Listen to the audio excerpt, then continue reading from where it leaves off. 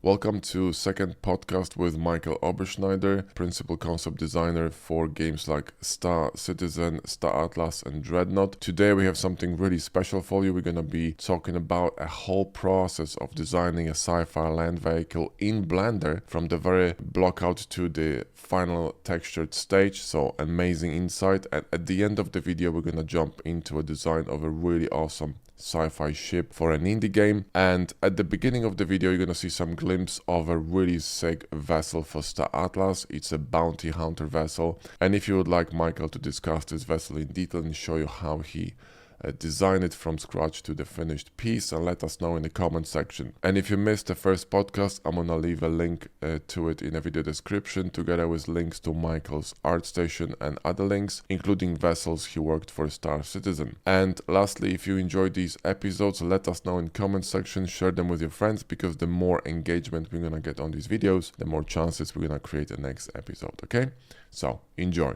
You have like stages of it, like, you know, like let's say that, you know, like what you started with, because that would be interesting to see, you know, like how your brain works when you Yes, I mean starting is always with sketches. So you always starting sketches, with right? sketches 2D. Then I already have in mind how it looks. Also the depth I already have in my mind how it looks like. Yeah, And then I did here overpaints on the rough blockout. they're beautiful. That You see it's still quite edgy. This is quite close. I on really one like grays, you know, opened. like light grays. I love these kind of sketches. They're so clean. This, and then I continued well to the. Have you ever tried to design something like, let's say, I mean, I know you know, sketches are amazing, but and you sketch and then you go for it in 3D. But have you tried to? These are fucking great too. Have you ever tried to like just sit down and design something without sketches? Yes, the truck in Blender I designed without sketches. Oh, that would be interesting to listen to. How did you do that? I mean, how did you kind of play with shapes? Do you have like early saves of the Blender file where you can show like, you know, the initial stage? The truck early. Well, let's look. Because that would be amazing to see, you know, like how do I you should kind of put it together? Oh, Yeah. that's awesome. Let's look at that. That's Brilliant. the first. That's the first. But you see, the main shape is already in place, even with this first sketch. So this is mostly about proportions here, right? Yes, proportions and composition, volumes. Yeah, and also like Size, placement of specific function. elements like the cockpit, the back, and the back is very Cockpit. different than it's gonna be. And then Yeah, you got the wheels. this is an So, attachment. This part here in the back, because I always have. Also can show the trailer and the dump truck. But it's for the final version. But yeah, we have general. So wait a minute, hang on. So how do you progress from these shapes to, because these are either just planes or. Is this already for the podcast now? Yeah, we recorded, man. Oh, Yeah. okay, yeah, right. So yeah, let's have a chat, man. This is good. We dip in. No, but I'm just curious. How do you evolve? Because these are like planes and, you know, like just extruded elements. So how do you evolve from this? Like, do you create another element? Let's say you were working on a cabin, right, on the cockpit. So do you work on the existing geo, just simply overlay this with new elements and just, you know, extrude from that? I'm adding more geo here. For example, here we can open then more variations. Yeah, we're gonna go further. Yeah, for sure. The very rough part. This is also just a placeholder, the wheels. Now I'm blocking out with boxes, mainly boxes you see here. Yeah, looking for proportions and basically relationship between shapes, right? Yeah. Because that helps a lot, and always, of course, always a character for size reference. Otherwise, you can go completely wrong. Yeah, you can mess it up pretty bad. Yeah, that's true. So you modeled the wheels before that, or this is a kitbashed? No, this kitbashed. Yeah. This I got it from a These are wheel Kitbash set and just These are use pretty this, good, but actually. anyway, Yeah, that saves a lot of time, man. yes. But I modeled them then my own ones No, because I obviously. wanted to have them more sci-fi, more sit mid direction. Yeah. Yeah, yeah. Mm, Okay, this is yeah. awesome. So this is like basically to This is the basic start. Yeah. like place literally in, because what I'm seeing here is that the wheel is up, and this is in the This final one? version is the same. Yeah. So This is, this is a wheel when one is broken, like a and then you spare use wheel. this Yeah, one, yeah. and wait, it goes down. Yeah, it needs to, because look You at the can size get of the it. damn thing. Yeah, That's pretty it's cool. massive. Yeah. Oh, it's like an elevator for the wheel. That's cool. Yeah. Brilliant. Okay, Because so let's this, see the second part of it, like the next stage. next one. That's gonna be interesting. Bam. And that one was, you said you Don't were go. designing without any sketches, just doodling. Yeah, yes, but I already had in mind with the brief. I already had in mind Right, right. how it should look like. It's a cyberpunk world and cyberpunk sci-fi. Here we there we already go. get closer. You see, Especially the back. the back. Yeah. You got decals already running on it. What the hell? That's quick. Sometimes I just try it because also the decals help me for size. Oh, But if not, okay, for scale. here. Interesting. For scale, yeah. Interesting. Yeah, a bit. So when you're modeling, you're just using free tools, but like, it's at this booleans and stage, stuff, you're right, we and don't mix need it. mix and match booleans with basically extruding planes, because it's how it looks like, right? Yeah, mixing it, right? Wait, Yeah, makes sense. This one. And here you see. Yeah, we have the Continue monitors with the and blockout. Yep. A bit Fire more. distinguisher. That's Consoles. Cool. Yep. Seats. Yep.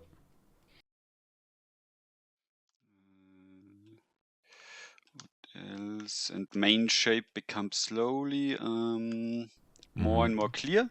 Here we already have this kind of sci-fi feeling already. Yeah, like a very low cabin, sort of like a low rider. Yeah. Yeah, I really like the back. It's kind of cool that it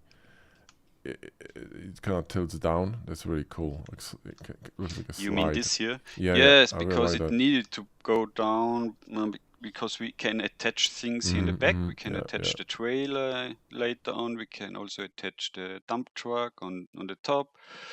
Here is already, this typical connection detail where you connect all kind of things in the back. So needs to be there.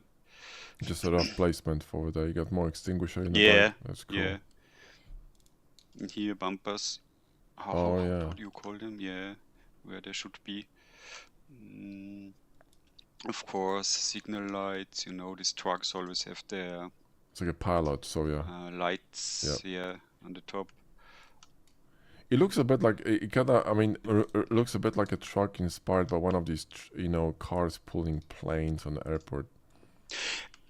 Good that you say this, because this was one of my main reference in my head. Yeah, they have always extreme torque. Very low, right? Yeah, they're very low and they have massive torque. Yeah. And I always like these proportions of these trucks on the airports. Yep. And yeah. They're kind of interesting. They have like a misaligned, I think, driver's seat, because it's on the one side, it's asymmetrical, which is really cool. Yeah. Some of them. I didn't go with this. Just made a normal tandem seat here. Yeah, that's fine. Next to each other for two drivers. One pilot and one We also got co-pilot. some like stairs or some kind of steps on near the cabin. Yes, here elevator. This is going to be animated going down. Oh yeah, okay. You step up.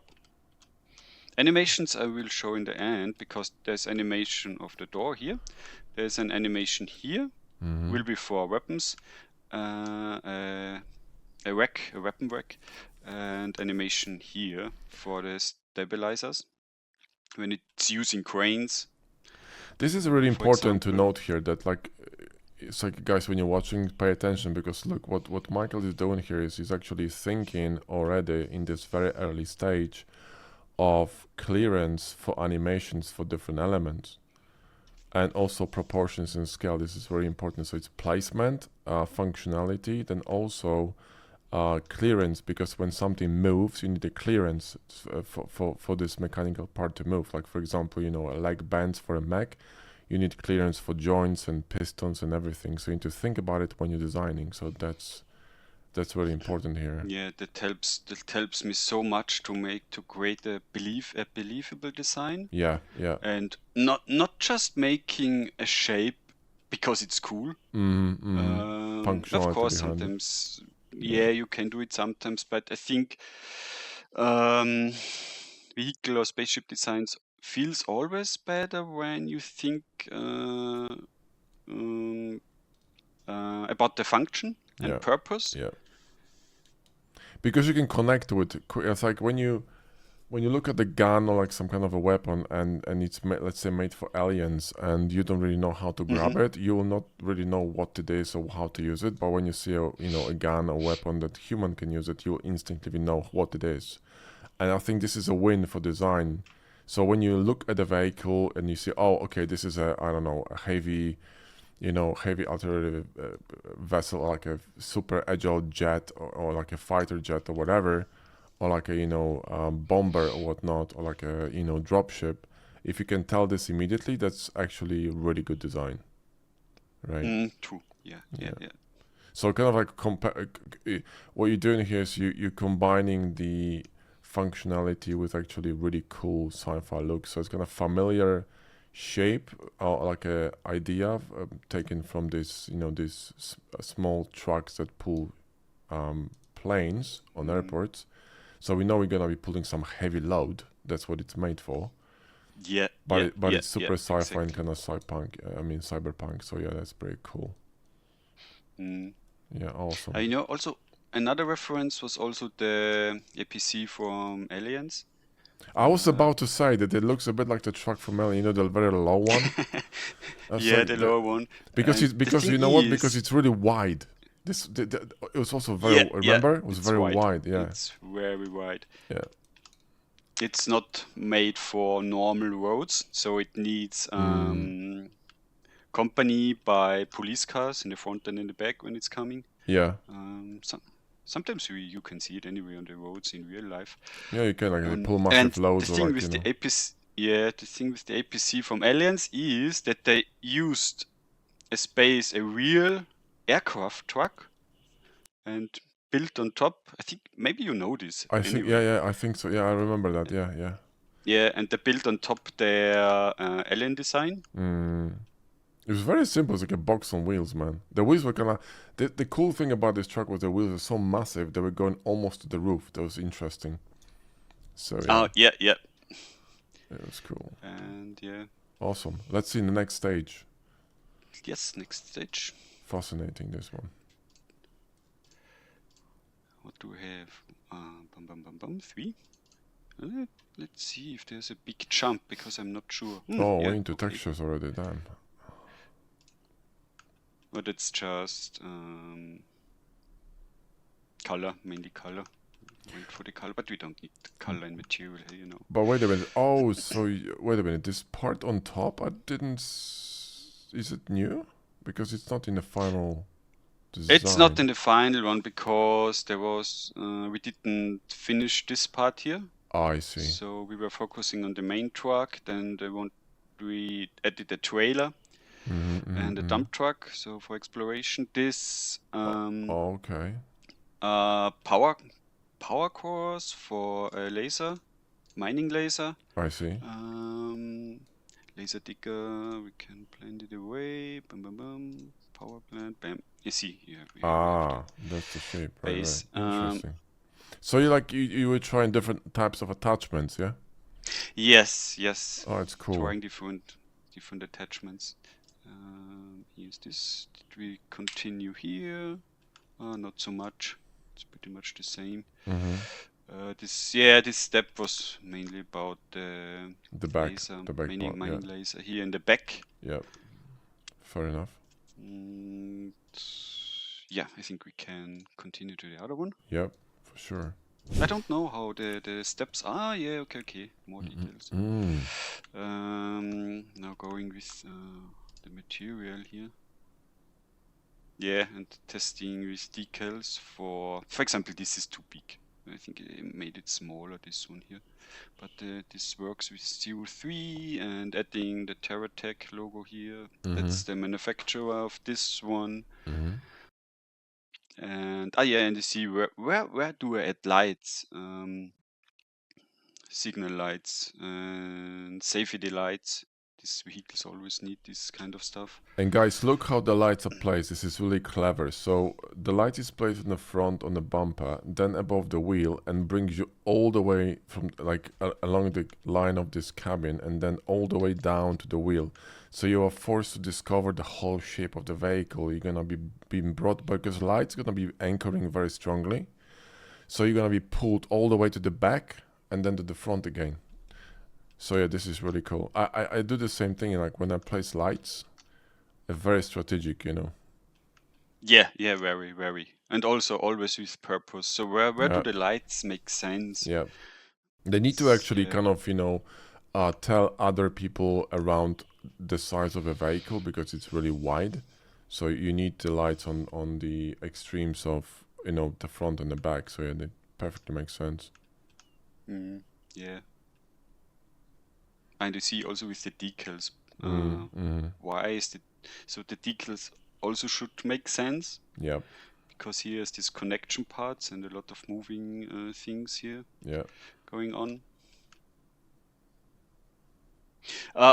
One other thing, because when I'm also designing this, I'm also thinking about gameplay design. So what would be cool to have? For example, this part here. For gun gameplay, it's quite interesting because you have kind of a shelter here. Or you also need to think, is it high enough if to crouch under here? Yeah, you also can, of course, walk on the truck here. And it would be cool to get a weapon rack here if it's the army version. So you basically okay, that's clever. So you're thinking about, you know, how to actually use this truck as a cover, or like a for defense. Other purposes, yeah. So to make it more fun in the game itself. That's cool. I like that. Do we already have other new things here in this one? No.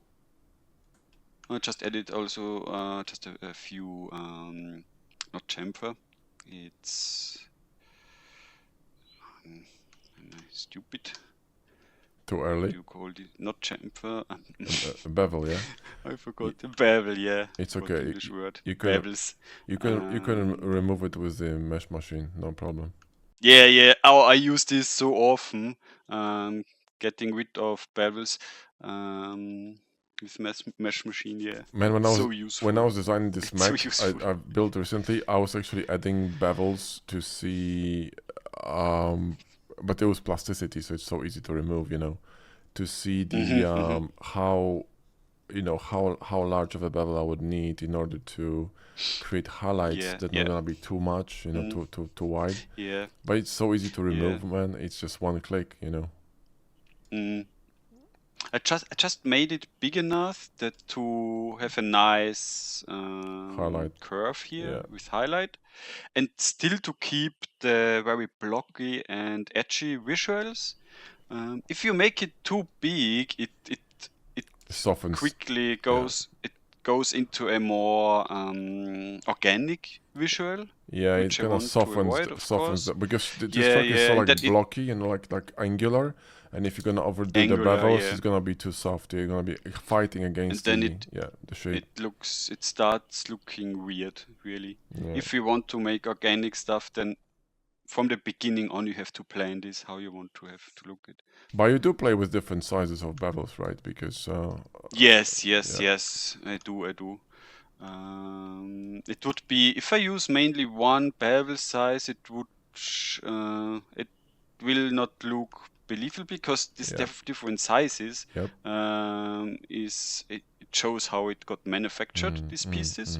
It does not make sense too much here using this big one. Yeah. Then they get too close to each other here already. And also you have to be careful, of course, with bevels. If you have corners or intersections, they can destroy each other. Or they can interfere with each other or intersect, and does not work. You could use sometimes the procedural bevel from Hardops through control-click on this mark. one, yeah. It's really so good. you have a small bevel over all your meshes. No. What I'm talking about is you can mark specific edges with a procedural bevel. So in edit mode, if you go to, you have Hardops installed? Yeah. Grab a plane, like a regular plane, just a plane. No, just add a plane to the scene. Just Shift A and add a plane. A plane. Yeah, add a plane. Just regular plane. So now grab it somewhere on the top, move it, yeah, and then extrude it. So we have another edge. So just grab one edge and extrude it, okay, and move it up, GZ, right? Okay, and then grab this edge in the middle and go to Q menu with Hardops. And oh, your menu is different. Holy shit, you changed your menu. Sorry. Where do you have? Yeah, Hardops. That's the one. Your menu is different, man. Where do you have the Q mark sharp function? You know, you changed the. I think you changed the. You changed no, the. I didn't change anything. Oh, that's not the default menu unless they change it. Go to. Q Hang on menu. a second. Yeah, that's the one. Q menu. Perfect. I can barely see that on the screen. Yeah. So now control click on mark sharp. On mark. Yeah. Control click that. And if you do that, you're gonna be able to mark sharp at the top. Mark. Control click on mark. Yeah. And when you do that, you can now pull your mouse to the left and right and create a bevel. Yeah. So mark an edge, select an edge, and click on mark again with control. You need to hold control. So select an edge, go to Q menu. I think you selected it. Yeah. Select an edge. Q, and Q then menu. control click on mark sharp. Yeah. Control click. Yeah, and then move the mouse. Oh, that doesn't work for you. No, did you select an edge or verts? Wait. Edge. Select. Yeah, select an edge. Yeah. Okay. Select. Can you move it? See that? It's working. Yeah, okay, perfect. So grab that edge and control click on mark. It should create a procedural bevel.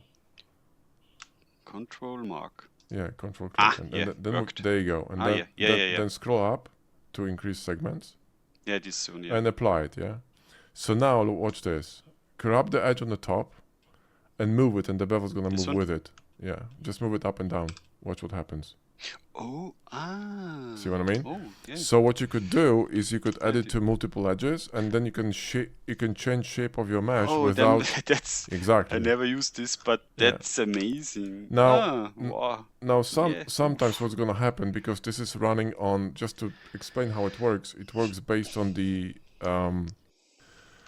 verts. So you assign vert groups, yeah. So sometimes you're gonna have conflicts. You need to simply unassign specific verts so the bevels don't conflict. You will figure it out. But yeah, this is really cool. Yeah. So you can assign it to multiple edges. Really nice. That's really nice. So if you assign it to a cube, for example, right, to one edge, you can mirror to four edges. So you got now one bevel controlling 4 edges. Damn, that's helpful. Yeah, it's pretty fun. Nice. So you could try it, for example, here, instead of making, baking bevels to a mesh, you could try that. Now there's a problem when these bevels intersect. That's when you're gonna have to play with verts and remove verts from certain groups. Yeah. Because if you select the plane, if you select that plane again, click on the plane. On the plane you edit, yeah, and then you go to this on the right side on the menu underneath the modifiers. So go to the right hand side menu and scroll down to this triangle. See the triangle in the bottom? There's a triangle. Yeah. See that? These are vert groups. So what this bevel does is assigns specific verts. So these two verts on the end of this edge. And this is how it works. It's based on vert groups, right? So it kind of excludes and includes edges based on verts. So when they cross over to edges with two different bevels, you're gonna have some conflict. So you need to solve it out and sort it out and sort of like remove certain verts, whatever. But it's really useful when you know, like you have a shape and you have a bevel, and then you just want to move certain faces, and it will not really because you're gonna break the bevel, right? Because bevels don't break, you know what I mean? So yeah, it's cool tool. Super helpful. Cool, super cool. I think I still can learn a lot with all these add-ons I have installed. I think I'm just using a small part of it yet. Man, we just dished like the new course for hardops, the ultimate guide to hardops and boxart is 22 hours long. There's so much shit in these add-ons, it's actually insane. So like yeah, it's a lot of tools people have no for example, right, if you grab this decal number 3, right, if you select the decal and you mirror it across the truck, it's going to flip on the use space, right? Oh wait, I can remove this one and then mirror. If you mirror across the shape, so come on. Yeah, and if you select something in the middle, no, you have to select some mesh in the middle. So yeah, sure. Yeah, select the decal first, then select the mesh. No, you can do it across the truck. It's fine. Because you have elements inside of the truck. So, but yeah, you can do it too. You mean this mirror? No, dude, the hardops mirror. So the way you do it, right? Okay. So the way you do it, remove this mirror. I'll show you. Yeah. But you can do it with hardops too. So I'll show you with hardops. So just nuke this mirror, and do this. Select the decal, then select the cube with Shift, right? Shift select the cube. Then press Alt X. Yeah. And mirror. And it's gonna be flipped, right? Okay. So now watch. Remove the mirror, and then we're gonna do it differently. So there's a tool in hardops that allows you to flip it automatically with flipping the use space for decals. So check this out. When you press Alt X, press Tab. So just press Alt X. It doesn't matter. It doesn't matter because we need to activate the tool. So press Alt X to activate mirror. And then go to the top view. You see at the top you have this kind of no, to the left. Two like cogwheels. Like a small menu with cogwheels to the right. And end of this menu. And the end. Click that and select the first option. You see that? Flip you. Yeah, select that. Yes. Yeah, and now mirror this decal. You see what happens? It's going to flip it. So select the decal, where is it? Select the cube with Shift and mirror. Boom, boom, boom, boom. Magic. Where is it? Oh, it disappeared.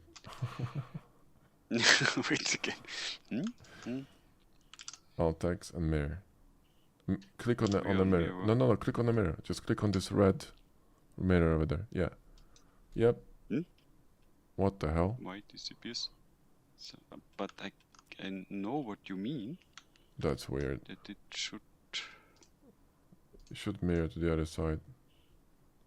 Shift select the cube now. Oh, that will not work. No. Select the decal, then Shift select the cube. Select the decal.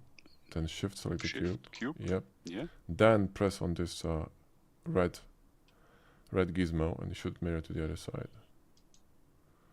No, it somehow... Interesting. So press A. Maybe there's a mirror on the mesh.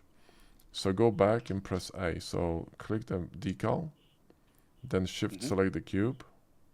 One more time. And then press Alt X and A. Alt X, A. Okay, and then mirror. Okay, now it works. Boom. Oh, yeah, it keeps the mirrors. Yeah, so this is really cool when you're working with text decals because it's so goddamn annoying to flip them every time. So you see, like, tools like this, they really are, like, hidden in hardops, and they just make life so much easier. That's true. Saves also a lot of time here. Yeah. Nice. This tip. Thank you so much for this. Listen, I'm no going to problem. use That's this now fun. many times again and again. Yeah. Yeah, it's useful. Yeah, funny. This is Let's jump funny. to the next one. This is the funny. Yeah, for sure. This is the funny Yeah. thing, you know. Like so people say, "Oh, you're using hard ups and box cutter, but it's useless for sub D." Yeah, it's like you're retarded. I mean, what do you mean useless for sub D? I have a whole course on it that just literally using all these add-ons all the time. People don't know how to use these add-ons at all. You know, they think, "Oh, it's just for booleans." That's nonsense. Hard ups can be even used in sculpting, which is, you know, not many people know about that. So crazy stuff. But yeah, so it's going so much in depth. Yeah. yeah. I'm super happy to know this now. See you're jump to the next one. learning new things. Always. Okay. Bum. See. So this was number 4, number 5. Maybe the steps are too small now. Oh no, there is more going on here now. Oh, you were trying to add more wheels? Not more wheels, other wheels. For example, I started here with modeling them. Okay, This is from a Kitbash set here inside, so just thinking about how the wheels should look like. Here's still the old one underneath. Oh, here's something not rotated, doesn't matter. And you see my approach. I'm just making variants. Different threads, different wheels, and parts of the wheels, this inner metal area, and I also started adding some Kitbash parts here. To the elevators. So to the elevator, to the entrance, so where I want to have some visible structures. Because on trucks you often see these structures underneath. They are not hidden. It's just heavy steel elements, and with cutouts to save weight, but still keeping it very strong. Sturdy, yeah. Here also a main one. I mean, see, it's the same. I'm just mirroring, making it taller, moving, changing it how I want it for my needs. Yeah, see guys, that's how you echo shapes across the ends. That's how you keep actually design consistent, when you echo shapes and kind of duplicate them, make them smaller, bigger, rotate them. This is very commonly used. So it not only keeps the design consistent, but also allows you to reuse elements and make you basically help you to model faster. You know, because you don't have to remodel the same shit, right? So yeah, that's clever. Yeah. The thing with these Kitbash elements is that they have so many polygons. I like to use where is it? Decimate. So this one has now original 58k. So Jesus. then I use my decimate. It's too much. I go down to 0.2. Then I have 11k. That's okay. That's 11k. Fine, and still looks fine. Oh, wait a minute, but this one is triangulated, so how are you gonna get out of this? I mean, you're gonna just keep it as is? You're gonna just leave it as is? Right? Yeah. I kept it like this. It's triangulated, yeah. Fine, okay.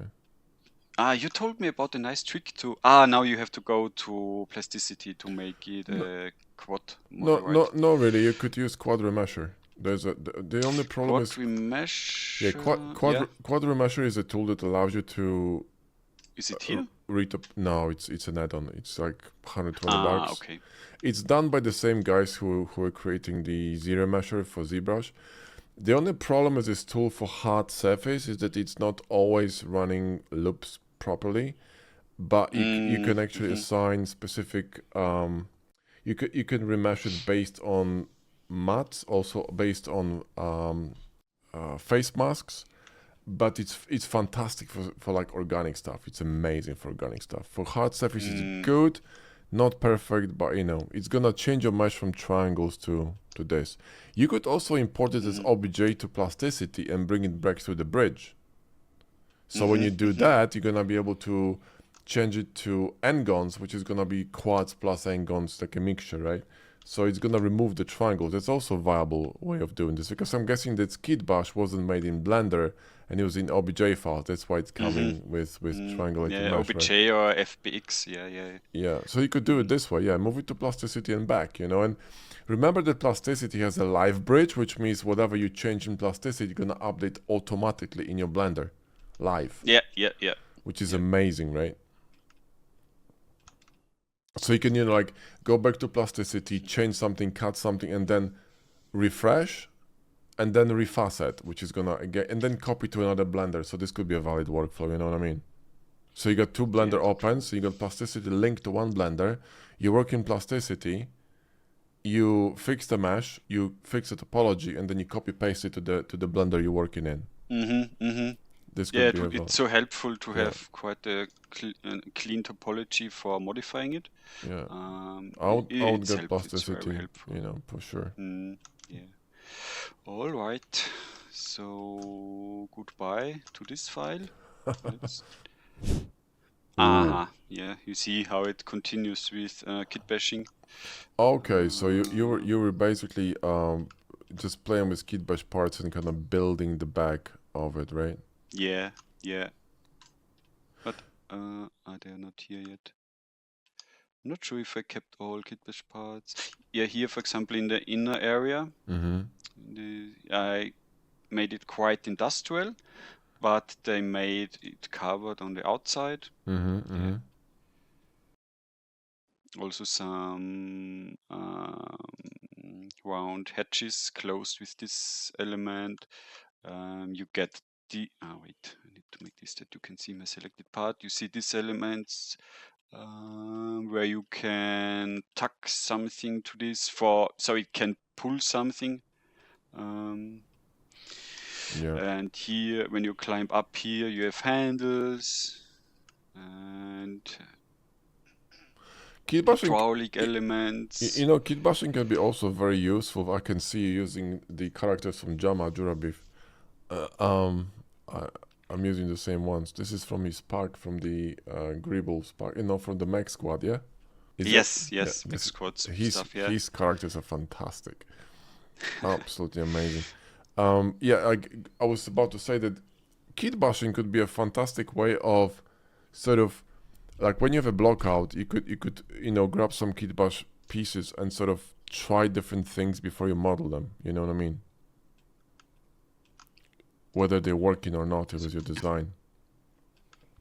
So before, exactly. Before you spend time on modeling, right? You could just drop them in and kind of play with them. That helps a lot. Yeah. Here, for example, also for stepping on, and then you're not slipping away, so it's more nice friction here. And here how it connects to the other. To the trailer, for example. What I did also, I added a very little organic feeling parts, so it's really a nice contrast to all the hardcore hard surface elements.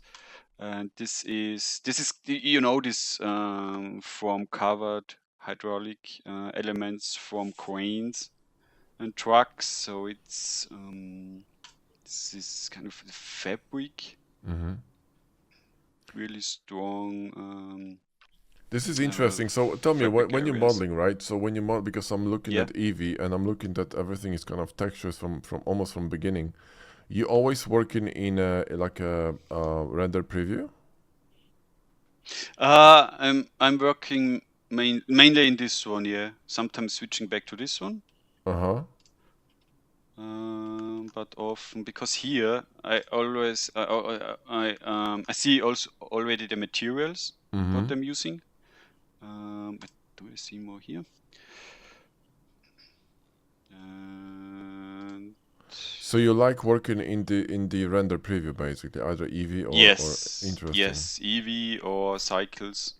So you And can. for modeling, It's easier if to you don't see. want to, yeah. So you texture in Basic before you finish.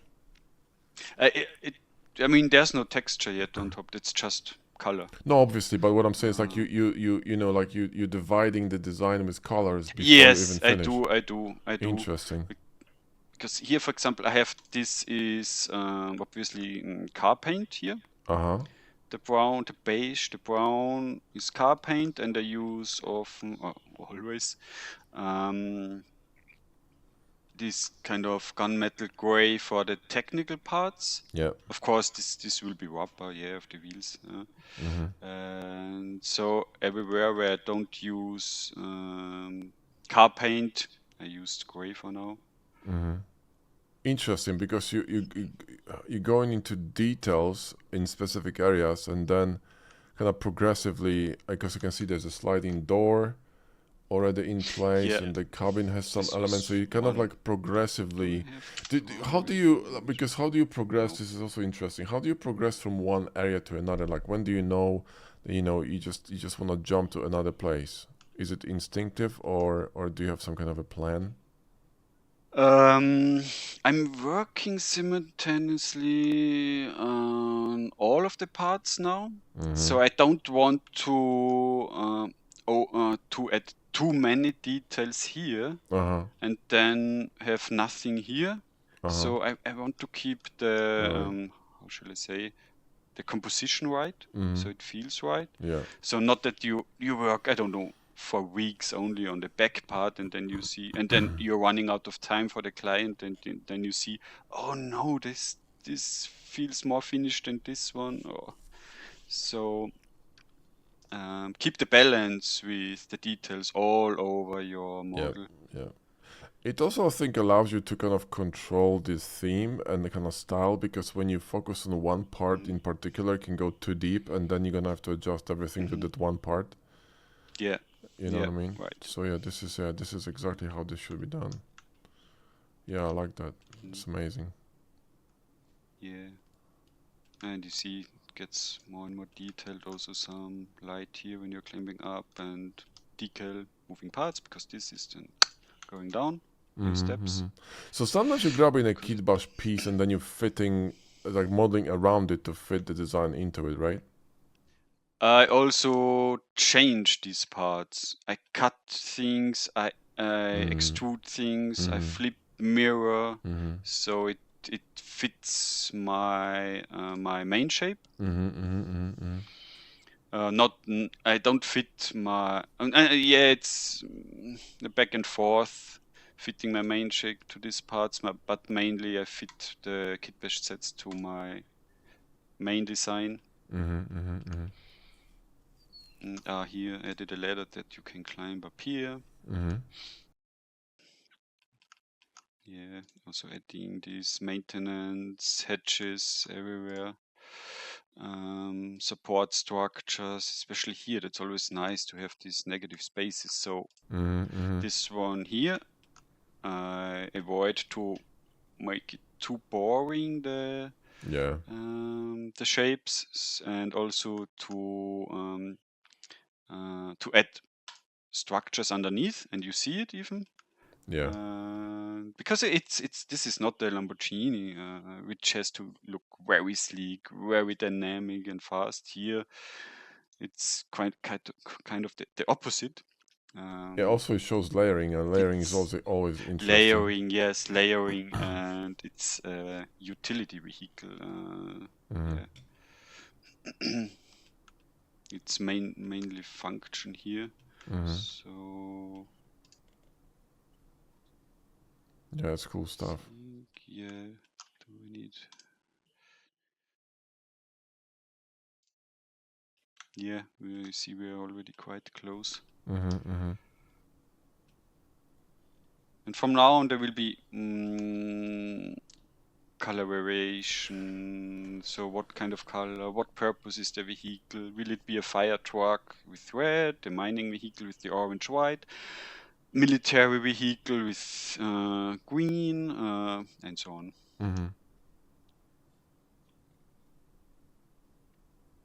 Yeah, also added more lights on the top. more and more details here. Yeah, this is really cool. I really like those doors, kind of sliding doors. Really cool idea. At the end, it will be one door sliding to the front, so not left, right. Do we have more stuff? Interior? Kind of mimics the mirrors. I kind of like that. So it goes to the front, kind of mimics the mirrors because the mirrors go forward. Yeah. And here you see also in the interior adding Kitbash parts. Yeah.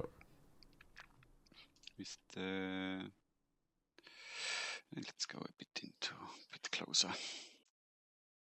Also very industrial with handles for the guys sitting here. I like these kind of tanks, whatever it is in the back. This here? Yeah, that's cool. I would be a bit nervous driving it if this shit explodes, man.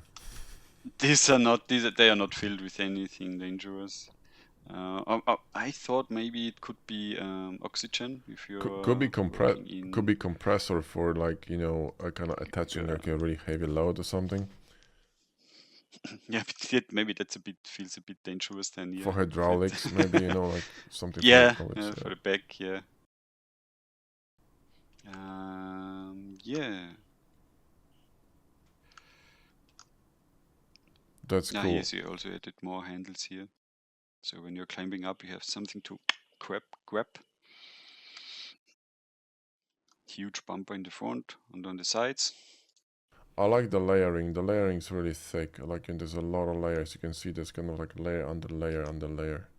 So kind of create like a very believable kind of you know, design of a vehicle. Because it's not just like one thin layer, but it's multiple things kind of stuck, you know, on top of one another. So yeah. Yeah, it helps a lot to make it also believable, interesting, and details, because it's a lot of breaks and kind of like you know, darker spaces and all that kind of light bounces and disappears and breaks, and it's really interesting. Yeah, and still you have these huge calm areas. Yeah. So where your eye can rest. And yeah. Okay, then there was this military color variation. This one, let's see. I don't remember really what this was. Maybe it's green. Okay, I think it's okay. Come on, color. Yeah, you see. Here we go. Military variation and come on. And you see how I start blocking out the stabilizer here on the side, which is folded in this part. Oh yes, you will see I remember animation. that. Yes, I remember that. Yeah, and it's on both sides. So when it's using cranes and something really heavy and high. Interesting. It's just using blocks or planes. That's all. Just to get the proportions and feel of it. Yeah. Yes, proportions, where I want to have joints, where will be the animation, and this. And that's gonna be the hole for it. Again, like a pocket. Yeah. Here will be we'll open here this part, and then this slides into here. Do I already have some animation here? It's too early stage. No, nothing yet. But yeah, you see with the colors. Still the old one.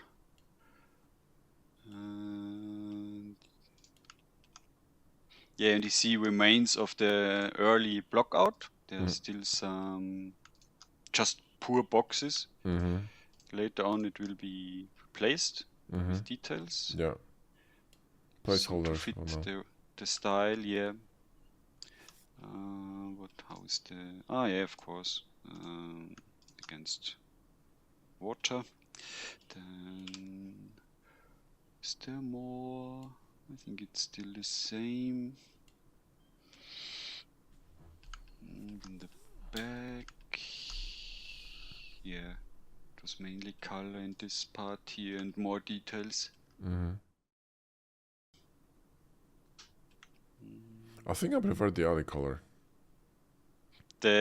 the beige, the brown. Yeah. Because he offsets better against the darker back, the darker parts. Yeah.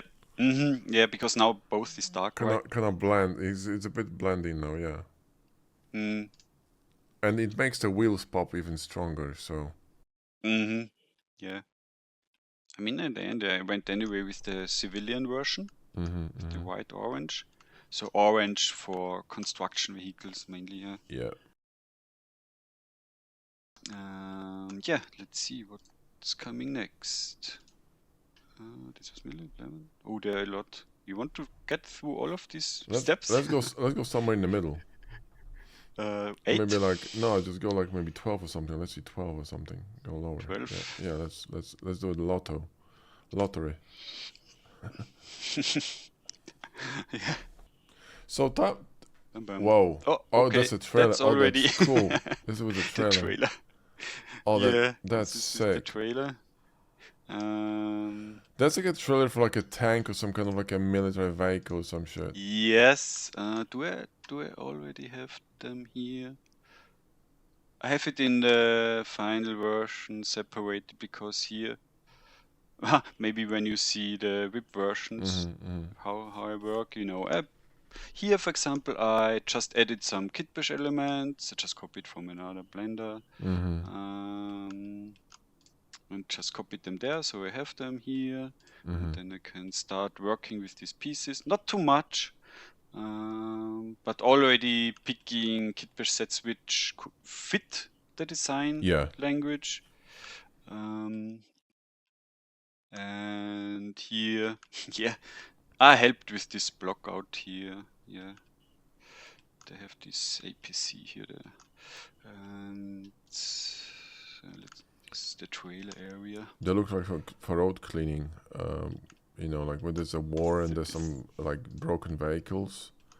Yeah. I mean, it's also you have guys in the back here. Yeah.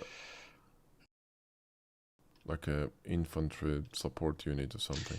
Yeah, but I used it only. I made just very rough and used it for the scale. So if it works, so and.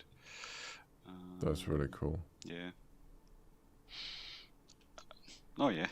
Well, box. And we blocking out the support of the door is fixed. Now you see the door is actually one piece. The door is already one piece. Is it animated? No. This is animated. Wait, we don't need this height. You see, box, gun. The box is a gun, adjusted, kitbashed, modeled. Yeah. Against the water stuff from this wheel. Yeah. Water and mud. More and more details. For example, for these mini ones here, I just used decals. Yeah. Also these small things I don't model. No one does. Huh? No one does. We all use decals, man. It's no one goes that deep. That's just crazy. Decals. Bum. Honestly, I think that the thing that matters, you know, the most is usually the block out the overall design language, and then basically, you know, whether everything is consistent and the idea, you know, the originality, and the tertiary detail is just fillers. No one really pay attention to them. They there, but you're not supposed to be really seeing them. They're supposed to guide you around the, you know, design mostly and kind of fill the gaps. Make it more like believable and kind of, you know, exactly finished. Right? Because it helps a lot to get these technical visuals done. By the way, here the rack where you can put things inside. Boom. That's awesome. I think this is not animated yet. It's coming later, and here you see the connection piece. Interesting. So you animate as you go. That actually makes sense because it allows you to. How do you do that? Just with keyframes, or do you actually put bones? Keyframes, keyframes. Yeah, because this is a good idea because it allows you to see whether your blockout's gonna have clearance for the movement, right? Yeah. Yeah. And how they need space also, so you does it work or not? And yeah. Here for example. I might also start I did doing this. It's actually a good idea. This modeled Yeah, that's cool. for stepping here. Cannot slip. Yeah, cannot slip. Replace the blockout here. Well, yeah. The lights are kind of This cool. I part like the here. lights. Oh, the what do you call this thing? Wrench? I don't know yet. It's like for pulling, right? It's a wrench. I think it's For- called a wrench. Yeah, for pulling. Yeah, the lights. I wanted to have them a bit more aggressive. Also, I used for reference the fire truck for airports from how are they called? You know these quite famous Austrian fire trucks? No. How they are called? I have Cold. I have no idea. Look at the size of these wipers. Holy shit. This sounds like a human. That's crazy. This here. Damn, that's huge. Yeah. Did they already animate? Because I already... wait, local I need. Bam, bam, bam. But I'm not sure if I did. Yeah. I did. So I also tried if it works, if there's space, and if it cleans enough. So yeah, works. That's thorough, man. And in the cockpit it continues too. You see? Fire extinguishers. Yep. Well, Kitbashed. I didn't model a fire extinguisher. We also have some. Where I have this? Maybe also from the mech squad. Where did they use this one? I don't remember. These things I modeled, these mini things. More details here. That cockpit is sick. I really like it. Oxygen. And of course, for driving. That's not oxygen, that's bourbon, man. When it's really cold. And yeah. Anything. And many of these little ones. So when you build together all these parts. Also here, this part, you see this here underneath? Oh, wait. Yeah, I do. So they can adjust. Wait. Let's select this part. So you can adjust it. I don't need local here. Moving around. Oh, that's cool. Adjusting. It's like pretty much on guns with attachments. Yeah. It's the same principle here. Yeah, more and more detail. Here you see hatch. Now the opening, boolean. Oh, this is just a decal. I think it works. It's enough. You don't need to model this neither. It's small enough, yeah. Yeah, it's small enough.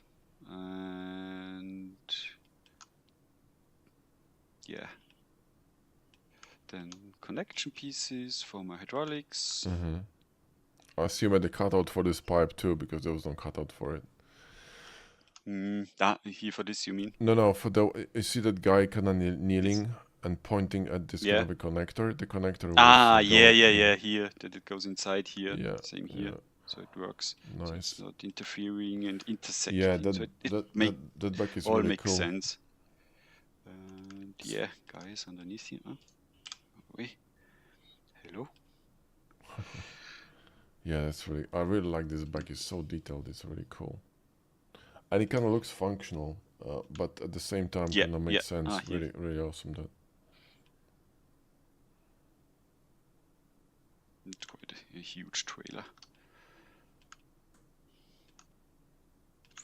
The overview. So when you're modeling, right? Let's say you're modeling this from scratch. Just roughly, how long would a vehicle like this take you? Just this vehicle. How long did I model for this? Good question. I would say exterior, interior. 1.5 months. So when you model something like this, right? Do you, for example, stick to one project, or do you sometimes jump to different projects just to refresh your I mind? jump between projects because with different clients, I jump between projects. Yeah. Or you jump because you need to, or because you just want I to need refresh? because I need to, yeah. Oh, Because okay. also I'm not allowed to work only on one project a year to avoid fake employment. What do you mean? So I need at least 2 clients every year. What do you mean fake employment? It's not allowed to work as a company just for one client because they want to avoid fake employment. Because as a client, you know, you don't get any you don't get, how shall I say, insurance because you pay everything for your own self. You take care of insurance. You take care of your if you have everything for work, you take care. Yeah. If you need something for your business, you take care about when you take off, and all this bureaucracy stuff, and so it's not allowed. Yeah, it's a law. It's a law. I don't know if it's in other countries too, but it's a law here. Interesting. Right, but So what I'm asking is, like, normally when you, let's say you were working on one project, would you jump between projects just to kind of take a break from one project, or would you prefer to actually finish it? I mean, of course, I prefer to finish it and to stay on one project. Sometimes it can be helpful to get a fresh look in 1 or 2 days later. Especially when you're stuck, right? Yeah. I mean, hopefully, right now I don't remember when I was stuck somewhere. Stop depressing people. Because yeah, because that's, I think, that the biggest issue for a lot of folks, that like, they sit down, they want to model something on their own. I hear it all the time, guys. Like, they come to us and it's like, say, I can model anything from tutorials when I'm following them, obviously, but when I do it on my own, I get stuck. And this is so common for people who are starting, and even, like, intermediate, because it's not easy. It's a challenge, right? So you need to it's not easy. Yeah. No. And I think that the way to kind of overcome this is to simply practice, and also build your visual library. Because the larger the library, you can pull from different ideas that you kind of seen somewhere, and kind of see shapes in your head when you see shape on your screen, right? Or kind of imagine some kind of a initial idea, and then kind of build off of that idea, right? Yeah. And that's why it's so important to have a really clear brief in the beginning. If the art director from a project does it, or if you do it for yourself, Right. for a client, it has to be very clear from the beginning on, because then you already make the sketches, right? I mean, with sketches you explore different directions, of course, but you already know, okay, I want to do a starfighter with the size of 50 meters, with a crew of 3, and you don't start doing a bomber, you don't start doing a 1,000 meter big destroyer. So you know already the direction, and in this direction, in this field, in this area, you make your variations. And once the sketch is selected, you narrow down the direction more and more. Right. And then I mean, look, the good direction is, like, like a director of an orchestra, or like a leader in a military. I mean, the better the leadership, the more success the team's gonna have. So if you have good leadership and good direction, it's much easier to follow, and sort of, like, understand what they want, right? Yeah. This is cool. Let's see the next iteration with this support, because I'm kind of curious how you evolve the support. Yes, here you see it very well. You see, I have my cycles version. Then I go back to modeling. Or if I get confused with these colors, with different materials, I just go back here. And I don't have to export this to Keyshot. I think we mentioned it already also. Yeah. And I just one click and bam, I'm here. So that's the main thing. That's one thing, not the main thing, but this I like this a lot. Yeah, I mean, in 3ds makes you pretty much the same. But I like to work with Keyshot, but I was a bit annoyed always exporting first, seeing all the not working meshes, and yeah, and here I just save so much time. And I also like the visuals of Blender. It feels quite nice. It feels just very well rendered. Not kind of natural, right? Natural. So yeah. the textures, when you're running textures, you just you're running them on nodes, or do you have like some preset textures? I think this was done with a plugin for Edgeware. Let's check. This texture here, deselected, shading. Here, here I just remodeled heart attack right this now.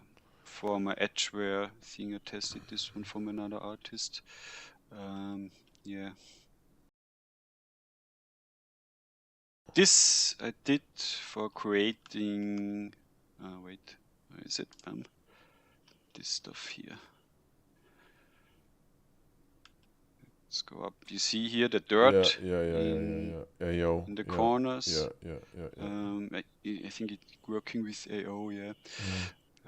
Yeah, this kind of nice, it kind of amplifies look. the shadows, and yeah, this is good.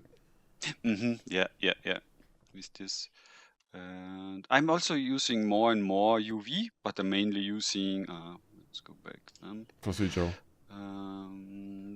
Not procedural. Box project.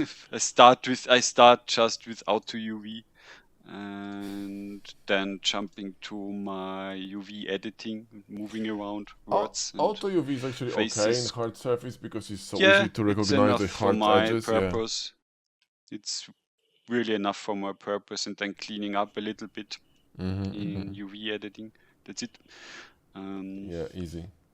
But you wanted to see, right, the come on, the animation. Oh, I think the we go to this part here. It's finished, right? The support. Sorry for the flickering. That's just from the decals. So this part, how it's open, right? I don't know when it starts. Yeah, okay. Yeah, we can already start from here.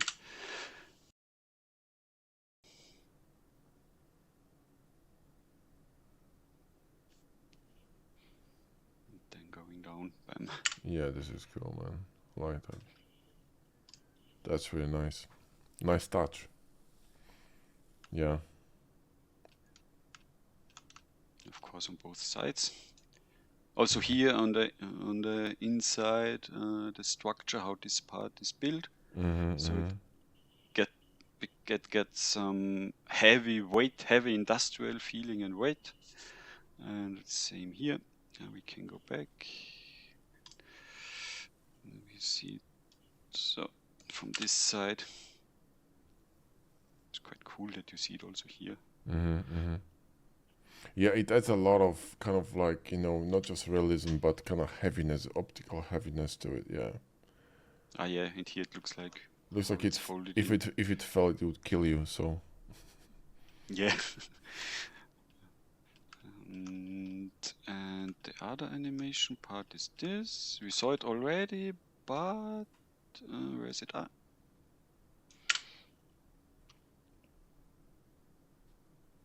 For the guns. Here you use That's some cool. weapons from the game. So I use this for size reference. So does it work? Does they fit? Is there enough space? Yeah, works. Bam. Awesome. And here the front door. When does this animate? Here, yeah. Just moves forward. Boom, boom.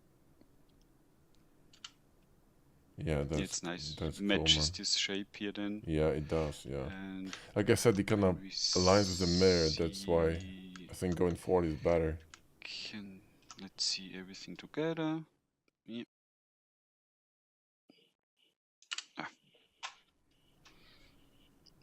These 3 parts are animated on this one, yeah. First thing, the support, the weapon rack, and the door. Nice.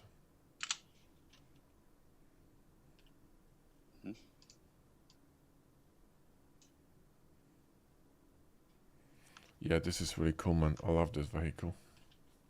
I actually like this. I think this color is really cool for it. The white with orange really fits. Kind of make it like a support technical vehicle. Actually, yeah, it's really nice. Yeah, you know what was also a reference for colors here? Gundam Max. Interesting. This kind of looks like so from Star the mix- Citizen, kind of one of these hangars. You know what I mean? This would fit over there. Yeah, it would fit in many sci-fi games or movies. Also would fit for Mass Effect, as you said, because the first thing you said, you Yeah, mentioned, it would. it It feels would. like Mass Effect. Mm-hmm. And I mean, I love Mass Effect. Oh, I love Mass I'm Effect. looking forward so much for the next game. Don't jinx think it, we man. have- Don't jinx it because they're gonna fuck it up. Just don't jinx it. Don't think about it. If they Oh, jinx it, I'm gonna be really please not. pissed. Same with Witcher 4. If Please they're not. gonna fuck it up, I'm gonna be really annoyed, man, because this game was amazing. I don't think so with Witcher 4. They have so much experience. Witcher But 3 was unbelievable, man. It was please, one of the best games. Please, yeah, please, a good Mass Effect again. Yeah, I would like. But now, anyway, waiting for Metroid 4. For which one? The Metroid 4 What? for the Switch 2. Metroid. I didn't play that. No, I don't play Switch. Is it only on Switch? It's only on Nintendo. Metroid, but you know Metroid, right? No. Oh, then you are missing out a lot. Really? I need to look into it. Amazing. Good design or just good game? Oh yeah. I need to look into it. Metroid. Okay, I'm gonna look into it. Metroids. You don't. Samus Aran. Just type in Metroid 4. I think you know the suit. Probably. But I don't play Switch, so yeah, I don't know. But yeah, Mass Effect design was just incredible, man. I mean, so good. It's just timeless. Oh yes, it is. I mean, it's obviously Sid Mead style from the 80s. Yeah. Can't go wrong with that. Yeah. Though you have to hit it right, you have to study it well, otherwise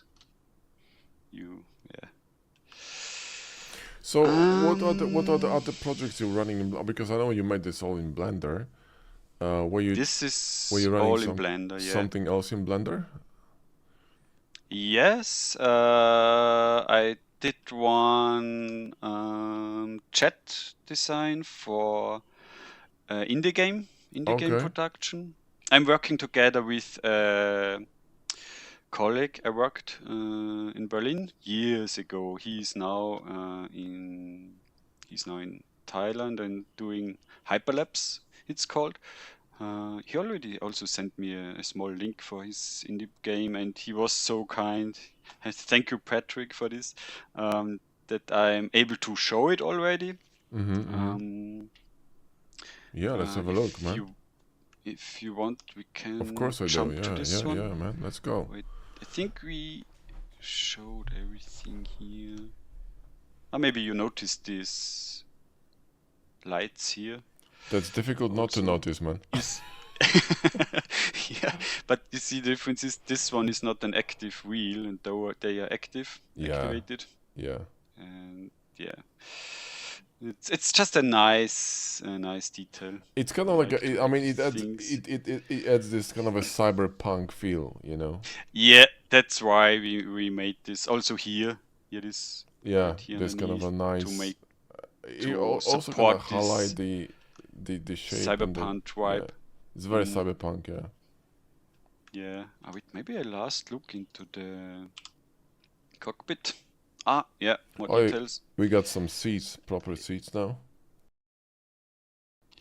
Seats closed. Here's a hatch where the guys can put the stuff inside. Oh, cool. It's quite roomy actually.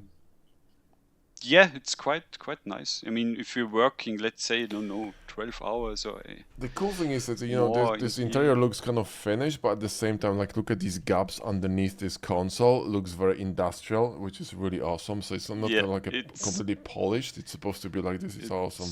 No, it's super heavy. It's really cool, man. This is a bit in the way. Oh yeah, now we see it better. And also quite used. You see all this damage. It's just the paint is going off here. Yeah. Soft seats. Here, battery stuff. Nice. It was really fun to make this cockpit here. Yeah, I bet. Yeah, this cockpit looks really cool. It's kind of very utilitarian, you know, like not kind of super polished. Absolutely. It's just Absolutely. It's like a working vehicle. It feels like it. Yeah. That's another thing. Like it's important to and it should to follow with the details that kind of support the idea of a vehicle, right? So it's not a luxury car, you know. It's supposed to be utilitarian, kind of heavy, you know, and 100% utilitarian. Yeah. I'm really happy with this one.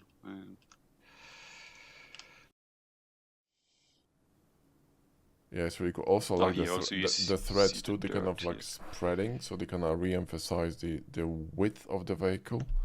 I like it too. So they kind of very wide, you know, the thread is wide, yeah, it's horizontal. So it emphasizes the width of the vehicle.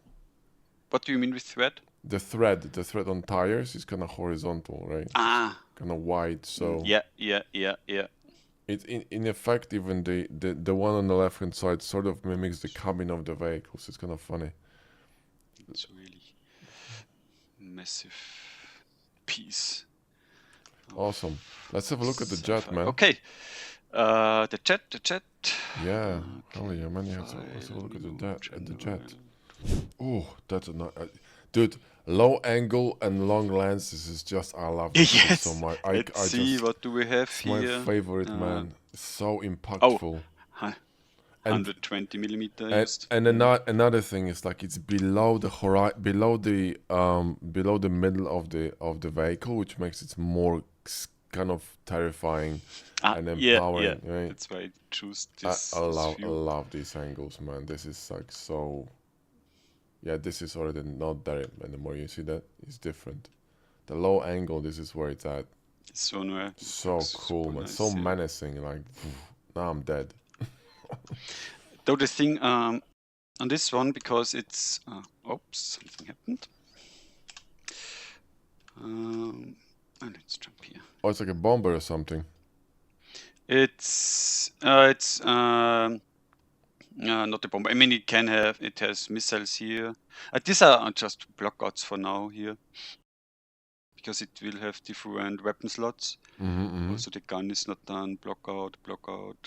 Yeah. Blockout. So we were thinking, what weapons do we need to use? It's a small fighter. Medium fighter. It's really cool. It kind of looks like you know what it reminds me of? Like a really muscular dog.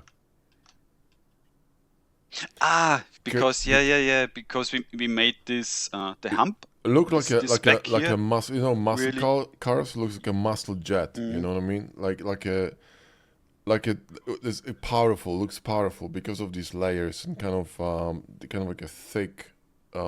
This here. Yeah, the thick structure in the middle, and then layering. And it's quite a lot of armor here. Looks like there's like a metal muscles, you know, like two arms with like metal muscles. Really cool. I like it. Yeah, so that's a medium sized. The next one will be a small one I'm creating for him or with him together. And from the back. Of course, you're playing from this view. Mm-hmm. So I was focusing a lot on this view. Right. So you have really cool visuals on this side. And there's also animation for the landing gears on this one. We'll show soon. And you see, on this one with details, I'm very careful. Mm-hmm. Because it's flying, it needs to be quite aerodynamic. Well, of course, it's more a vertical flying jet, but I was taking care of that the wings and these main shapes feel very aerodynamic and have a nice aviation style. So I was careful with adding details like this here. And yeah, different thrusters, the V2Ls for vertical and horizontal flight, for maneuvering, and wait, I can show the animation already. I know this is your favorite view. This is just But to be honest, mine too. glorious, just glorious, man. So it's quite small. Oh, wait, how long is it? But you know, the top view is amazing too. I really like the top view, like this one. It's really cool. Negative ones, yeah. I mean, we went with this one here because we needed those thrusters more in the front. So it's not just, oh, let's do this wing, this form because it's cool. No, again, it has a purpose. Man, designing is so much fun because you can explore the shapes, and you know, like I know that a lot of people get frustrated because they get stuck, but everyone gets stuck at some point. You just have to keep going, right? And you're gonna get better and better, and eventually you're gonna have a lot of fun. So instead of thinking like, oh, I got stuck, I suck at this, just keep going, and it's gonna be fine. Yes. And if you're stuck and you're already in 3D modeling, jump back to 2D, make a screenshot and make overpaints. Yeah, it helps a lot. Or if you're completely not satisfied with it, back to the sketching. That's an interesting idea. Like when you're stuck in the blockout phase, take a screenshot, put it in Photoshop, and start playing with the brushes. That's interesting suggestion. Yeah, I like that because it's much faster, right? Yes, much faster. Because 3D, especially when you're not so much experienced with 3D, yeah, it's slower. It slows you down like crazy. Especially sub D, you know. This is why sub D is. Yeah. I mean, with sub D, you have to be very clear already what you want. Yeah. You need to be very sure. By the way, yeah, here you see the size, 15 meters long, medium fighter. This is the size of an F-16. An F-16 fighter jet is also 15 meters long. I had no idea. How did you pull this measurement tool in here? I know. Oh, here, it's measurement tool. Oh, I never used it. I don't even know it's there. I need it. I need it really often because I know I have my brief. Man, I never use this T panel. Just there's one tool over there. I think it's called what is it called? Fuck, I forgot. For bending pipes. You mean this one here? No, there's one tool over there that's really useful for like I forgot what it's called. For creating pipes, but yeah, I barely use it. But I don't really use it. I mean, me neither. Measurements I never really had to, but yeah, that's actually interesting.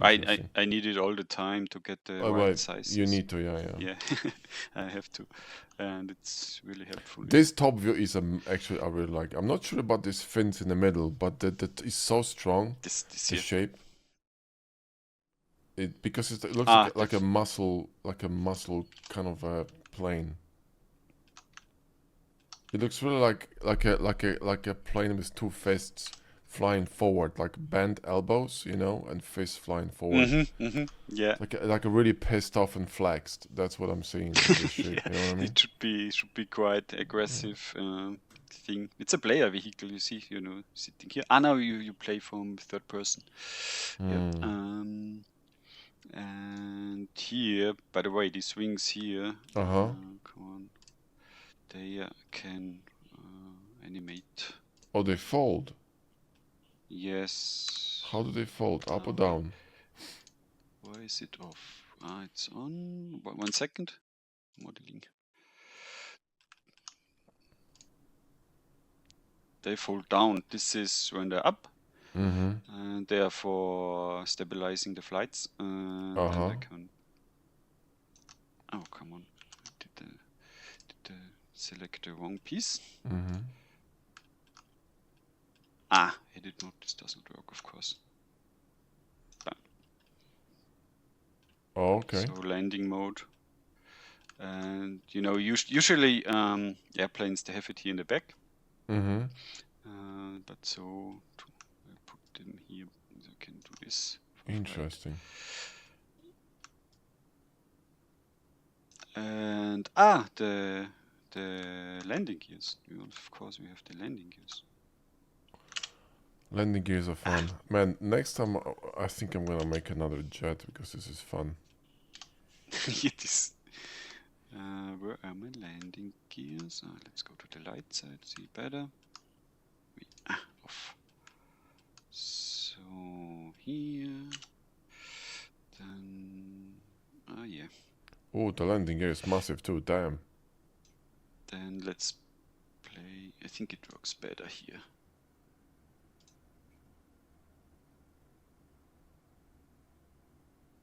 When do they start? I think around 80 or something. It doesn't. What the hell? Okay. There we go.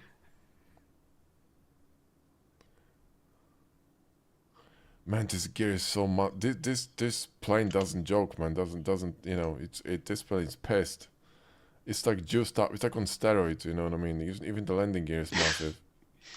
But if you made the landing gear feeble, it will not fit the whole design. So it needs to be strong. Really cool, man. Yeah.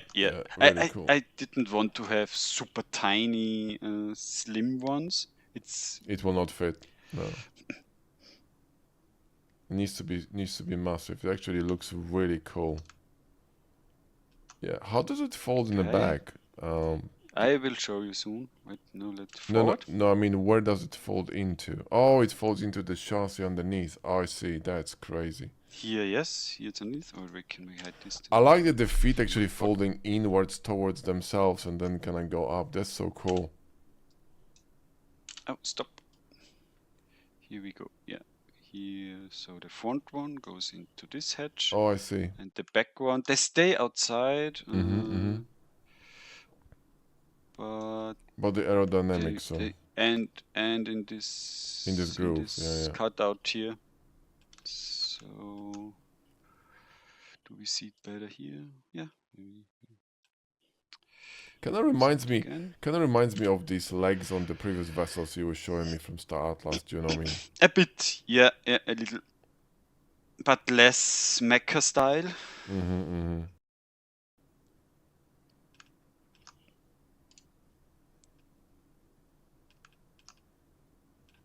to fit the shape then really well here on the side. Yeah, that's cool.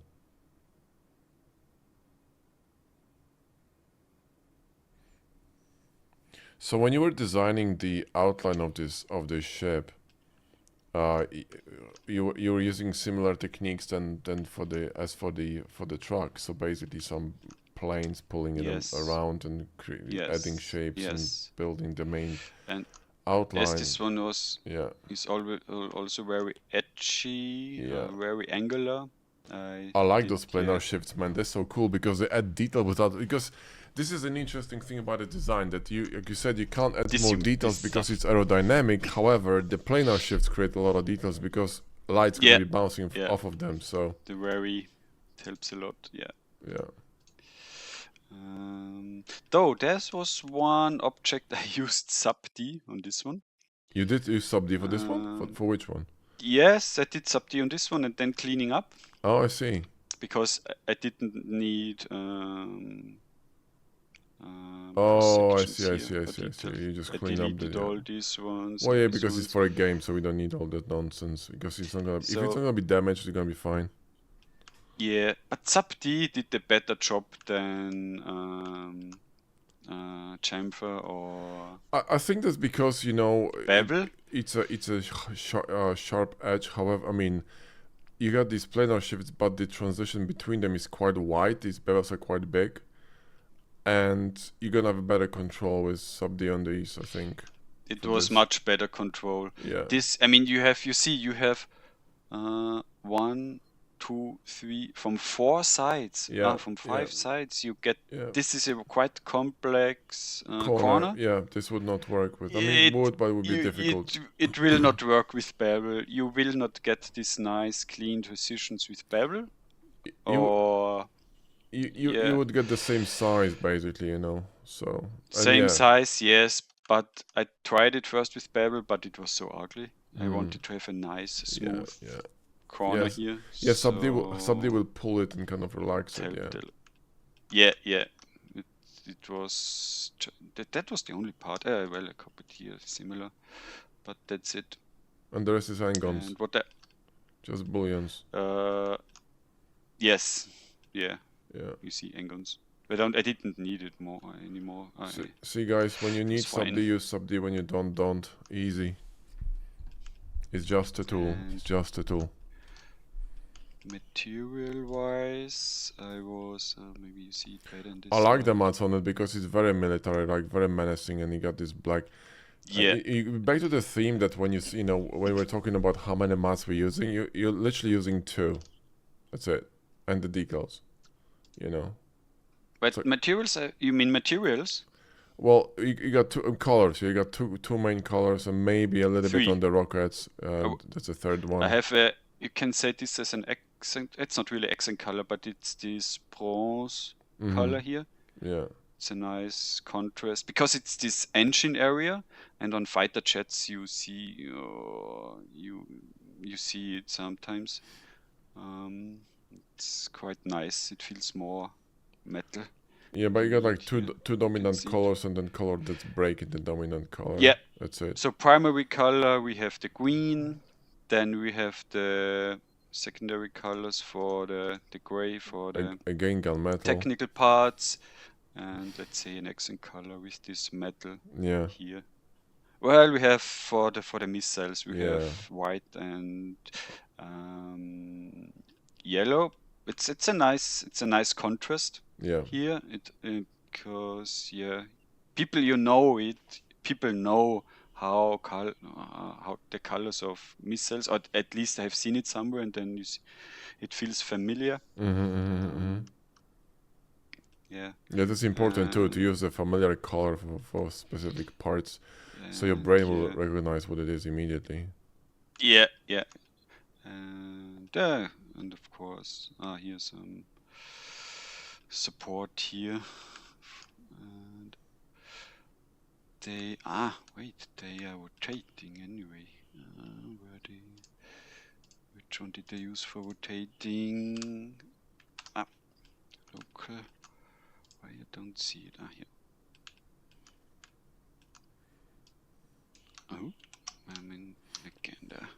Are they already connected? Oh, not connected. Or is it this one? Just wanted to show the rotation of the engine. Or when it lands, yeah? Yeah. I thought I already connected it. No. Well, that's the rotation point of the engines here. Weird. I thought it's the last version here. Looks like. Yeah. Sorry for that. It's okay. You're going to, I mean, because this is still I love this Dutch angle. Do you, man, there's something about this long lens, low angle. It just, you know, it's, look at this shit. Like look at this shit, man. So menacing. I mean, if you see that shit going your way, it's like, I'm dead. Yeah, that's it. That's it. See you guys. I'm out. I'm dead. Better you have a bigger jet, or just leave. Yeah. You're gonna be working on the cockpit too, right? Obviously. Not too much. Oh, it's very little on this one because this one had no priority. Oh, you won't be able to see that. Okay, fair enough. It's a blockout of a cockpit. It's enough, when you see it from here. Oh yeah, for Because sure. From back you won't be able to player see view that. is this, but I wanted to fill it with at least with a blockout. Even a little bit more than a blockout. But I have all the main shapes. I have my monitors. I have the cover in the front. It's hilarious that you're using literally the same and characters back, I'm and using. that's I'm it. using the same pack, just the Mech Yeah. Squad. It's just so good. Everybody. Did you see that Astronova pack with the guys? Ah, yeah. Oh man, I need to get it. I want to get it. it's sick. I was actually using it for rendering the truck for the hard up scores. It was so much fun. These guys are amazing. They actually take a lot of I mean they suck up a lot of VRAM. Yeah. Especially the 4K figures, but yeah, they're just so good. There are also figures I always see on concept art, concept design pictures. This cool ground guys, you see on aircraft carriers doing these dynamic poses. Yes, it's the Gribbles pack. It's also JAMA Gribbles pack. Yeah, it is also JAMA. Which one? Which set is it? Gribbles. It's called Gribbles something. Gribbles. Yeah, because yeah, I yeah. wanted to get this Gribbles. just for the characters. Amazing, like for the tech stuff on the airfield. But that's like so good. Yeah, this airfield stuff. Yeah. And you get some really cool Kitbash pieces with it too. So it's called Gribbles. Yeah, it's fantastic. I think I got 4 of them. I got the soldier. Oh yeah, 5. I got the soldiers. I got the guys in hazmat suits. The Mech Squad, and then the Astronova. And the Mech Squad, of course, I also have. Yeah. He now released another one. It's called Shadow Squad. Did you see this shit? With like soldiers. It's amazing. Yeah. I saw it. It's completely new, right? Shadow Squad. When it comes to material and colors, I also have some nice reference on my desk using this one. It's again from Marcos. Do you see it? No, but I will see it later when I'm gonna see your video. I can't see the video because when I pull you're recording. I will see it after we're gonna finish recording when I'm gonna actually see your video. So you can show it, but I'm not seeing. I can't see it right now because we're both recording too. Actually, wait a minute. Now I see it. Now I see it. Yeah, because it's on the screen. So wait. Oh yeah. I can see it. Yeah, that's cool. Damn, these guns are big. That's also from Marcos, like the chat has showed last time. But this was pretty much my color reference for this one, material and color reference. Yeah, the material fits. I think it fits really well. It's kind of like a heavy military feel. To it. It reminds me kind of the. You know what it reminds me of? The vessel from Star Citizen called Hammerhead. Do you know this one? The Hammerhead, I think it was more gray. You sure the Hammerhead? No, Hammerhead was like a really heavy military vessel with like massive turrets and massive gears and just humongous, but like a flying brick of metal. Yeah. You just bump to it, you just bounce like a ping pong ball, you know what I mean? Like really proper, heavy feel to it. A bit like the Reclaimer from what do you call this manufacturer? I forgot. The massive ship for breaking vessel hulls. Yeah. This one is crazy. Yeah. I actually rented it once during the event, and now I got lost inside because like 5 or 6 levels. I was like, what the fuck? I need a map in here. Yeah. What I wanted to tell else? Just turned on wireframe. Because this whole ship has only 347 triangles. That's not much. That's not much for a complex design like this. Yeah, that's really efficient, man. That's because you remove all these unnecessary, edges. That's why. Yeah, Yeah. It's quite If it was quite cheap. more organic, I mean, I think you'd be way heavier than this because you would Then need to you keep need them. much more. Yeah, like on the on Enforcer, where I have much more pulleys. But Yeah. you see that I only have my dense wireframe where the edges are mainly. I mean, you even can use this pulley count in for gameplay. Oh, easy. Maybe not for mobile, He's but for already regular, no problem. This is really low. yeah, not for mobile, but for PC, no problem. No problem. No, this is good. Especially when it's gonna be like, you know, close to a camera. You know, the sort of like a hero object. Yeah, because it's a hero object. It's your player vehicle. Yeah, it's easy, man. That's fantastic. Play. Well, we had a look at some. So this is gonna be in some upcoming game, yeah. Yeah, it's called Hyperlapse. Hyperlapse. And he already sent me I think a link I can send you. Okay, maybe you can add it to the podcast descriptions. Yeah, sure, man. No problem. You can drop it in. Hyperlapse, Cyberpunk. It's gonna be on Steam. Shooter.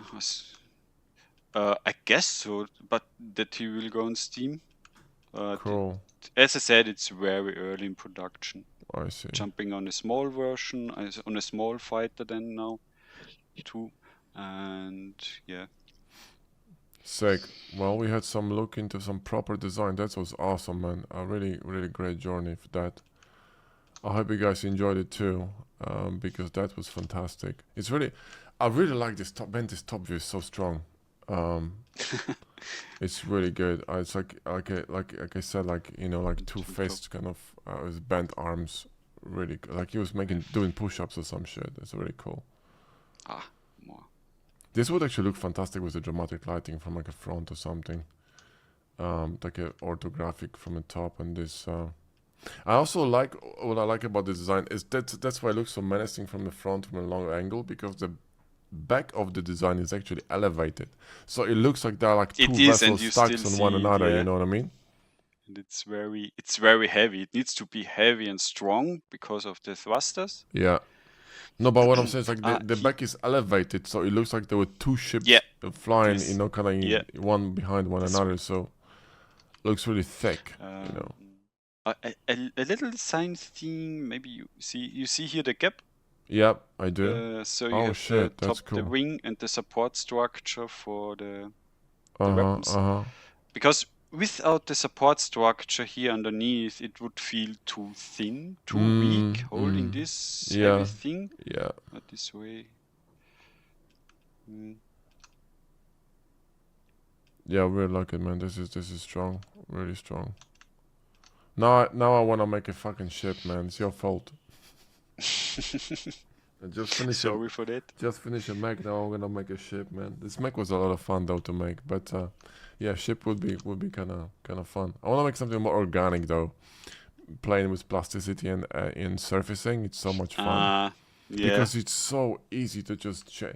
It's like, you know, when you go sub D, it's so annoying because you have to deal with all these fucking loops. But over there, it's just like cut stuff, you move stuff, you know, and it's like so much fun. I know.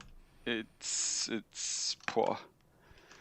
It's but Blender, you know, Blender could be great for topologizing that stuff. But for like, I would never really have fun designing using sub D because I don't think it's fun. But you know, functionality is still there, so yeah. This design is really cool, man. So it's gonna be like a shooter game, like you just fly in a ship and you shoot stuff? Yes, it's a shooter game. It's kind of also in a cyberpunk world, and you are flying in cities. How was this old game called? G-Police. Don't remember that. It's very old.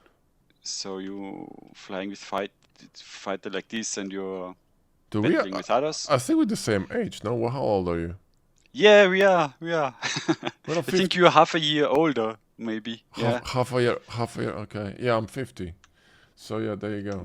49. Oh, there you go. So yeah. We old farts, man. We remember everything. Black and white TV Oh and yeah, phones yeah. with cords Also and remember this here. You don't know if you remember this. I mean, you know, I didn't play all the games, but I played quite a few. I remember having all these old fart computers starting from Spectrum, Atari, Commodore, all this nonsense, you know. Yeah, Fiddling with fucking screwdrivers to fix the head to fucking play the cassette so the game loads. I was like, Jesus. oh dear. Remember the sound? Yeah. You know. Just, Yeah. Oh my god. The kids have no idea. It's like these days, like, oh, my internet is slow. So, dude, you have no idea what the fuck you're talking about. Yeah. And only pixels. What just internet, pixels. man? We had games like ping pong when you had like two boards and one ball, and you're like amazed, like, wow, look at this shit, man. Yeah. And now you have this. Now people getting like Cyberpunk 2077. So this graphics could be better. You know what I mean? It's like, bro, really now. But there you go, progress. Fantastic. Okay, so we have this now too. Awesome stuff, man. This was a great dive into designs. We have to dive more to some other designs next time, you know. I mean, we also wanted to talk about the skipped race bounty hunter, right? But yeah, already 2 hours, huh? Yeah, the bounty hunter. Listen, I think what we're gonna do, if we're gonna get enough positive responses, and I hope we do, because the last video was actually people really liked it, and for a good reason, because it's a lot of good information. This one was, I think, fantastic. They want to see another one. Because we dived into some really intricacies of designing, and it was very illuminating to see how you think and how you kind of come up with stuff that's really cool stuff to see. But I think what we're gonna do, we're gonna devote an episode to this bomber, because to the bounty vessel, because that thing is complex, and it is, and has also interior cross section, and we need to give it some justice, do you know what I mean, and spend some more time on it. So we could always run another podcast for that, if you like, if you have time. And I think I have fantastic. Time. Sure. Yeah, let's do it, man. Because I really like this vessel, and I think I got like 10,000 screenshots from Star Citizen, man. I'm not even kidding. I have like 60 gigs of fucking screenshots from this game. I was screenshotting everything, you know. Yeah. I spent so much time over there in this game, you know, running inside of vessels, renting them. I think when there was this event, you know, like there's like an event when you can rent vessels. I think I was like 10 or 12 days glued to a screen all day, every day, just running around and soaking this stuff. And this is one of the best, I think, ways of, like learning, because you can actually soak up so much visual design, and really good visual design at that. It was a really amazing experience. When you were running around in Star Citizen, I was working, remember I was working the Hawk, the Hercules with variants. I know. Redesign of the Redeemer, the Spirit, also with the variants. Polaris redesign, for example, And maybe you saw some of them too. I know. So I flew quite a few of them.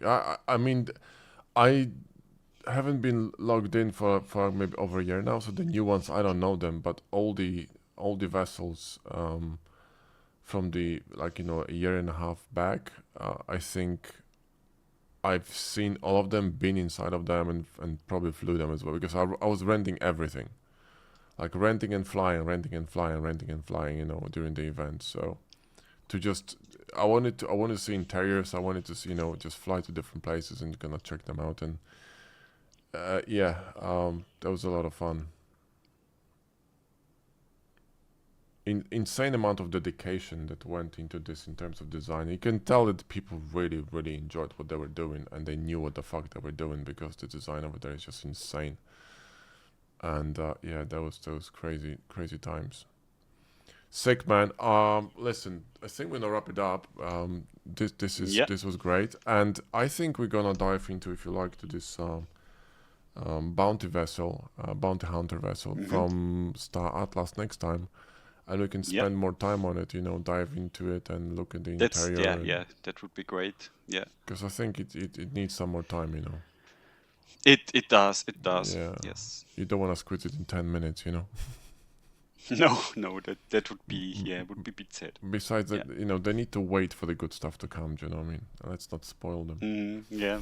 Let's see how the response is now to this one. I hope people enjoy it again. I doubt they won't. I mean, this one is actually super informative. I was learning. I was actually very interesting to see that you're working with maths, and in the what do you call this thing? In the render preview. That's maybe I'm gonna try this one day and see how this works for me. Because you can kind of, I usually what I do is I model, I finish, then I break it with math. So I put one math on everything, and then I break with a secondary math.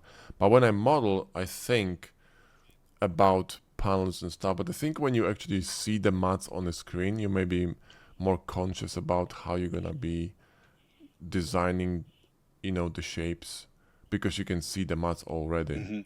So maybe it's gonna be. I mean, yeah. For my part, it helps me a lot. Yeah, I might actually try that. To separate hulls, details, proportion. How does it work with the colors? Does it work at all? Yeah. Yeah, I might try that. Awesome, I mean, man. This fighter was so much fun to create. Yeah. Oh, this one is really cool, man. Spend more time, more details going on. Yeah. I think what I would do if I were you, I would just actually keep going and give them the basic stuff of the game, but create some really badass shit like just for the folio, for fun. Because this one is really amazing.